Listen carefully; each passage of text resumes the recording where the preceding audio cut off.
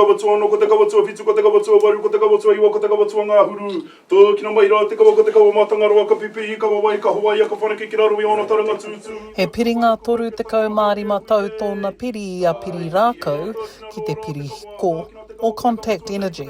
Ngā wā o mua koera te kāpata kai o te Pirirākau. Ngā tuna, kei te wahapū o te awa, kei reira tonu anō hoki ko ngā kaipera i ngā parore. Ka hiko utu kore, mā ngā marae e whā o te Pirirākau.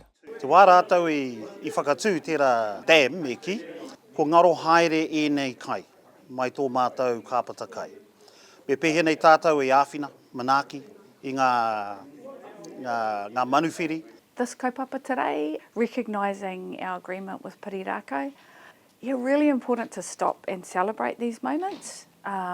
They can be quite challenging, and particularly for the iwi who haven't had a voice in these processes. Ko te waitohutanga he ngana ki te whakamana i te rangatiratanga o Pirirākau, hei mea whakapiri hoki ki te pirihonga, kia tiaki, kia whakarauara tonu rainei i tōna noawa o te wairoa.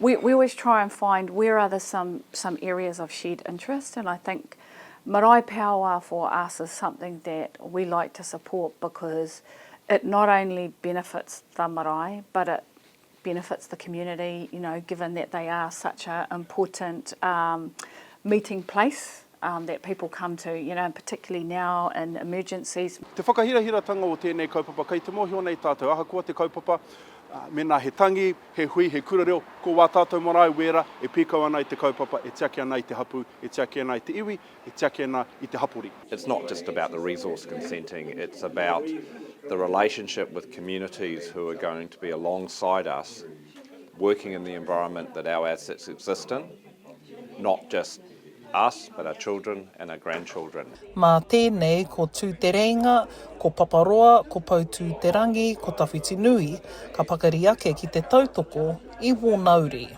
Look, the reason this relationship is important is that it sets a solid foundation for something that endures beyond. It sets the beginning of a journey. Nō reira mātou whakaro aku me pewhia, mātou e āhei ki te tautoko I tēnei hunga. Aha kua te hui, kei te whakapauria te hiko. Aha kua te hui, kei te utu te marae. Nō reira mātou I whakaro ake, I wā mātou whakawhiti ngā kōrero a tēnā, koenei tētahi āhuatanga ka taia e mātou te hiki I ēna, taumahatanga kei runga I wā tātou marae. Ko ngaro haere te kai, ko ngaro haere te reo, ko ngaro haere te tikanga. Nō reira, ko taimai mātou tēnei rā, kia tū hono ki tēnei kamupene hiko. Ka tau tēnei kawenata hei tū tohunga nui mā ngā uri, a here ake nei, a here ake nei. Hini te mate koiwi tēnei, atu I tauranga moana mā Aukaha.